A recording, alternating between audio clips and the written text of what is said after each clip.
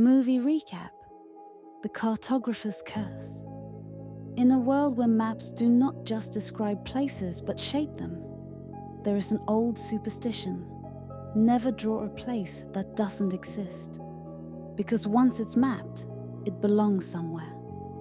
This is a lesson that Felix Harrow, an eccentric cartographer with a fondness for lost roads and forgotten trails, learns the hard way. When a mysterious benefactor commissions him to complete the Atlas Obscura, a legendary map of places that were never meant to be found, Felix is too intrigued to refuse. Armed with ink that shimmers in moonlight and a compass that sometimes points toward voices instead of north, he sets out to chart the unmappable. But as he sketches the final piece, a nameless city that has appeared in his dreams, Felix makes a terrible mistake. The city appears. The next morning, the world has changed.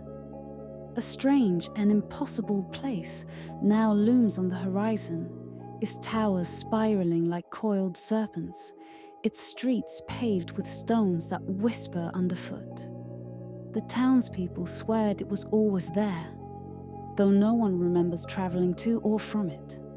Felix, horrified and fascinated, sets off to explore his creation, accompanied by Iris Vale, an archivist who has spent her life studying the Atlas Obscura and knows more about its dangers than she lets on.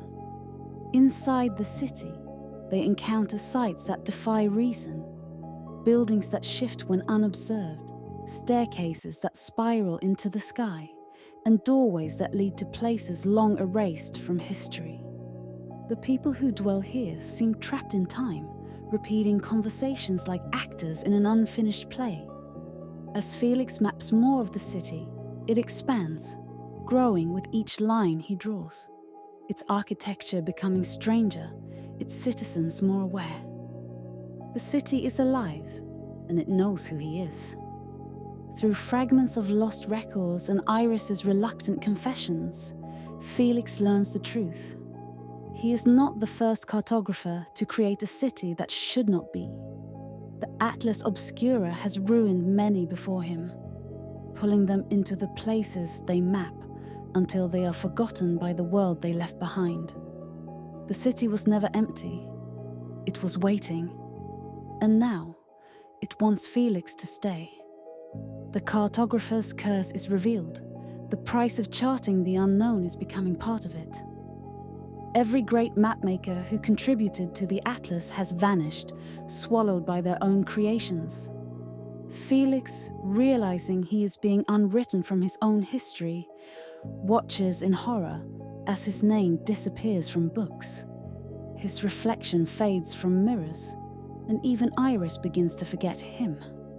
The climax unfolds as Felix, now half-trapped between reality and the city's dream logic, must make a choice.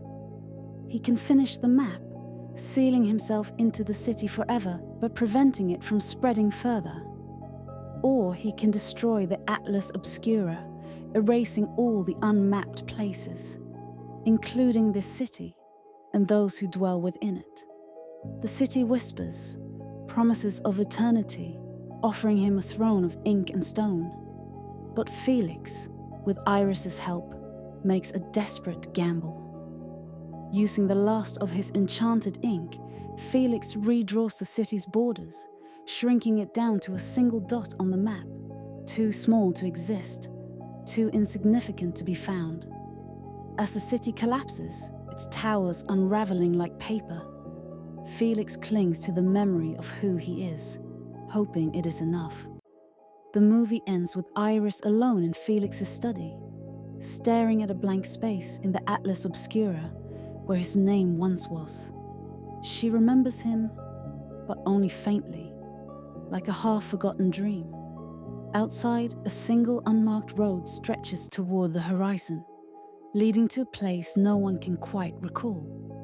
The final line appears on the screen. Some places are never meant to be found. Some names are never meant to be remembered.